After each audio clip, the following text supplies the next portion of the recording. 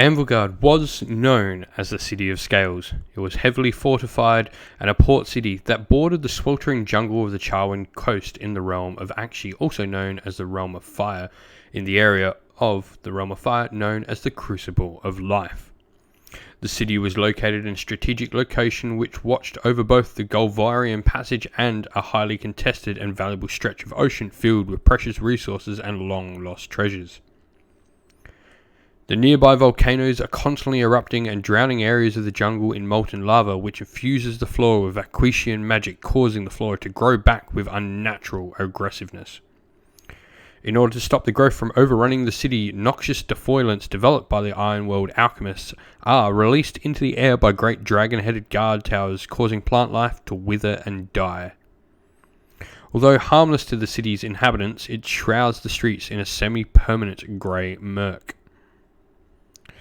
Anvilgard was invaded by the Daughters of Cain, led by the newly ascended Morathi Cain, with the help of the elves of Blackscale Coil during the fall of Anvilgard.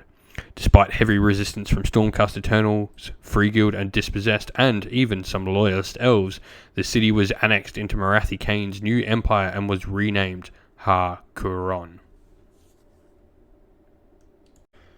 So, we're going to look at another video of how to get started with a particular subfaction of the Cities of Sigmar, and today we're going to look at the second subfaction from Broken Realms Morathi, and that is the Dark Elf focused free city of Har Kuron. I say free city very, very loosely. So let's talk about the basics of the army. So first of all, it is a Cities of Sigmar subfaction, but also it's not. Har Kuron actually loses access to all the rules that would normally be associated with Cities of Sigmar. Thus, it doesn't get anything like a General's Adjutant or his Wise Council associated rules. No Honoured Retinues, no Empowered Endless Spells, and no Stormkeeps. None of that applies. Also, further restricting the army is the fact that only Dark Elf units can be allowed. These are units that come from either Darkened Covens, Order Serpentis, Scourge Privateers, or Shadowblades. The one cool thing about this, though, is that they get 1 in 4 of their units to be Daughters of Cain units. They have Temples of Daughters of Cain within their free city, so they get to use Daughters of Cain. Pretty cool. And that's really the substitute for the Stormcast. The army does have a combat prayer that can effectively give units exploding 6s to hit, meaning when they roll a roll of a 6, they get 2 hits instead of 1. This can be cast on any Dark Elf units within the army that have the Har Kuron keyword, although it can only be cast by the Daughters of Cain priestesses.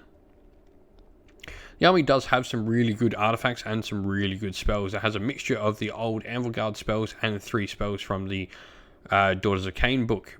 The artifacts are really cool. It's got some fantastic ones that either give auras of minus to hit, or they give some extra command points. Command traits also are pretty decent, with some bonuses to casting, some extra prayer rolls, and an extra wound as well if you're going for a bit more of a heavy general. But let's look at how we can start out our Har Kuron force. So to start our Har Kuron force, I don't think there's any better way to get started than going and picking up a sorceress. She's a decent caster, and with a bunch of the command traits she can take, she can actually be an even better caster. She gets +2 to cast by sacrificing a Darkened Covens model near her, and her spell on her innate spell on the War Scroll is a -1 to hit and D3 mortal wounds. Pretty decent. She can take the Dark Adept command trait as well if she is part of your army, which means she can have dual casting, meaning she can get off not only this fantastic War Scroll spell, but also the spell you wanted to get off from the lore. This meaning she can do like Vitriolic Spray. She can even put out 2 minuses to hit with one of the spells in the lore being a minus to hit, or making a unit -1 to hit and then giving you +1 to wound against them as well with particular spells. And there's some also great ranged combat potential spells that can go in there with D3 mortal wounds guaranteed from Word of Pain, and also some other ways to get some mortal wounds really far across the table. Units that go really well with her, and units I suggest picking up first, is probably picking up 2 boxes of the Dreadspear, Bleak Sword, and Dark Shard kit. I would definitely recommend building at least one of the 2 combat variations and then 10 Dark Shards. These give you different options. That 10 points can really be the difference in making army lists, so there may be times when you need to skip 10 points and not take the shooting and take the combat unit instead. And also the combat units for Dark Elves, both the Bleak Swords and Dread Spears, are a 4-up save, so they're no slouch. They can hold an objective pretty well with a 4-up save. Your opponent actually has to put something decent into them to get rid of them. Dark Shards put out a surprising amount of firepower for their points. They have 2 shots each at a 16-inch range. They also, thanks to the Sorceress, have access to a command trait that she can use, which gives them run and shoot, meaning that they can have a run roll of a 6 plus their 6-inch movement plus the 16-inch range, a 28-inch threat range. That is really, really nice. It's also worth noting that she can cast this on the combat units and give them run and charge, meaning in late game they can go swing on objectives, getting run and charge and just outnumbering your foes on the objectives, even if they're not going to necessarily kill too many. As long as they survive and outnumber your opponent, you can capture those objectives late game. But that's definitely where I recommend starting for a Har Kuron force. Let's look at how we can expand this force in the future after this. So let's look at where to expand it. And my first suggestion would be going and picking up a nice big monster to be a centerpiece and a good model in your force. You can either build the dragon kit that the Dark Elves have access to as either a sorceress or a dreadlord. Sorceress is obviously a wizard, and a dreadlord is a much more combat oriented version.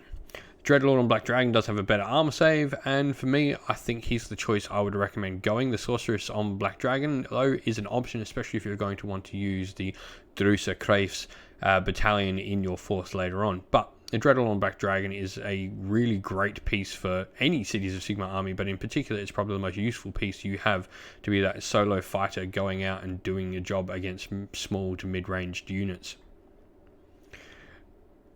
Next up, though, I definitely recommend picking up a Daughters of Cain unit, and the first one you should pick up should always be a priest, because it's the priests that really give you everything.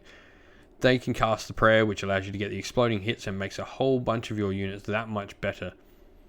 For me, there's 2 ways you can go pick up. You can either go pick up the Cauldron of Blood kit, which is cool, but it does rack up the price of this box really quick, or you can pick up the Warhammer Underworld's Beastgrave kit, Morgrave's unit, Morgrave's Blade Covenant, I believe they're called. I hope I got that name right. And they have a really cool sculpt that you can just pluck out of the unit, not use the rest of the models, and use her as a Daughters of Cain priest. Although those other models will come in handy later if you're trying to build a larger army, because they do become some extra wounds for her. And also, you've now got a set, so you can go play some Warhammer Underworlds as well, which is a cool little card game. But for me, you're just picking up a priest, mainly because she's going to be passing on some buffs to the rest of the army. And speaking of units she's going to be passing buffs onto, you've got Executioners and Blackguard. These are probably the 2 best combat units you've got in the army. Executioners give you access to mortal wounds in combat, which a lot of your units don't actually have. And Blackguard are really solid when next to a Sorceress. I think either of these units is a great option. They both bring very different things to the table, and when you start putting the exploding hits prayer on them, they can both become rather nasty. There's a slight points difference. Executioners do come in cheaper, but Blackguard do have a bit better damage when they don't spike and don't start doing a lot of mortal wounds like the Executioners have the potential to do. Last unit I'm going to suggest is a unit of Shadow Warriors. Now, you do have access by having Daughters of Cain to take some really great ambushing units like the new Cainite Shadow Stalkers from the Warhammer Catacombs Warcry set, or things like Kinnerai, especially Heartrenders. But for me, Shadow Warriors do this and don't have one of these units take up your Daughters of Cain slot. While they can't redeploy like some of the other units and they aren't fast, you just need to plan a little bit better with them and they can do the same job. Stick them in cover, they get a bunch of bonuses to hit, and they can pop up on objectives late game if your opponent leaves them unguarded. A good shooting unit all in all, and has some cool tactical flexibility that allows you to play with. But we've looked at what we can do and where we can go next, so now we're going to look at a little army list that I've put together and talk a little bit about it to see how we can put all of this into practice for our first little Har Kuron force. And so this is a little Har Kuron force I've put together, which is going to take a lot of the stuff we've used and talked about in this video so far and put it into practice. So we're going to be playing at 1,000 points, obviously, because we're just building a little starting force and we're using the Har Kuron Sub-Allegiance of Cities of Sigmar. Our leader, we're going to have a sorceress, and she's going to be our general, taking the command trait Dark Adept. This makes her a double caster, meaning she can cast 2 spells. She's also going to have the artifact Trader's Banner. Trader's Banner is a fantastic artifact that has a 12-inch radius of -1 to hit for units holding within her range. Her spell, she's going to take Vitriolic Spray, mainly because it's a personal favourite of mine. I like the ability to sort of play her just behind my lines and use Vitriolic Spray and units behind my screens as a good sort of quarterback role play, a beta strike force if you will. You do have other accesses other access to good spells as well, though. She could be a double minus to hit caster, or she can even do some minus to wounds. She's also got mortal wound potential up the wazoo as well. There's really some great spells in the lore, and I don't think you can go wrong with any of them, to be honest. Next up is a Dreadlord on Black Dragon, just plain. Make sure you give him a shield, probably a lance, so he can go in and do the damage, and just get him in there. And then we've got a Hag Queen. Obviously, this is going to be for buffing our large units.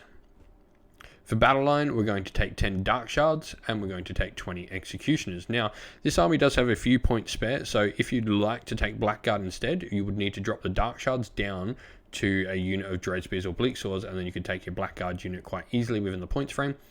But Executioners, Blackguard, either way, they're going to be the big unit that the Hag Queen is buffing with a spell, and the Dark Shards, Dread Spears, or Bleak Swords, whichever one you take, is going to be the one that just sort of hangs out around your Hag Queen and your Sorceress, making sure they stay out of harm's way and making sure they're getting a minus to hit. Because remember, you haven't got on a retinue in this force, so you're relying to stay near your units to make sure they're -1 to hit due to Lookout Sir. Lastly, we've got another unit. We've got a unit of Shadow Warriors, and they're just a fantastic tool to have in the army that really gives us a bit of movement across the table. With this combined with the fact that, don't forget that Sorceress command ability can also work on those Executioners to give them run and charge, or if they are indeed Blackguard, whatever floats your boat there, she can give them run and charge, meaning they can get across the table really, really quick. And to make sure we can use this plus other command abilities across the force that we might want to use, particularly like maybe the Dreadlord Black Dragon's ability to give himself +1 to wound, we've got an extra command point filling out points there. You can play around with this list quite a bit with all the things we talked about in the video, which is really cool. The Dreadlord can easily be swapped out for another Sorceress, and at that point you may want to make her the general, give her the command trait and the artifact.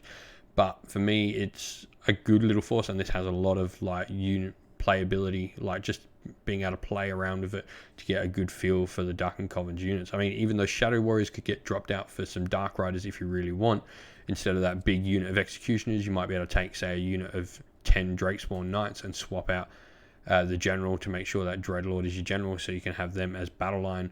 There's a whole bunch of stuff, you know. You can even throw in, drop the Dreadlord on Black Dragon, maybe take a Black Arc Fleet Master and then throw in a bunch of Corsairs. There's just a lot you can do with Har Kuron. It does seem really restrictive when you first look at it, but for me, there's plenty to play around with. And this is a good 1,000 points to sort of get you started along the way. But let me know what you think of Har Kuron down in the comments below. Well, thank you all for watching the video. Hope you enjoyed it. If you did, please leave a like and don't forget to subscribe to the channel. Also, if you'd like to come chat with me and other members of our fine community, you can do so by following the link down to our Discord server in the description of the video below. Also, would like to give a special shout out to everyone who supports the channel via Patreon or YouTube members, and they are our Sinful Guard Militia members Christian Weir, Philip Ward, Soren, Kenny Lowell, Alderon Shot First, Chaos Spawn and James Crowder, and our Free Guild Regiment members James and AJC. Thank you all so much for your support. If you'd like to help support the channel like these fine gentlemen do, then you can do so by either clicking the link to follow to our Patreon down in the description of the video, or by joining the YouTube channel. That's it for today though, folks. Thank you all for watching once again. Stay safe, stay well, and most of all, keep fighting that war against the Grey. Ciao for now.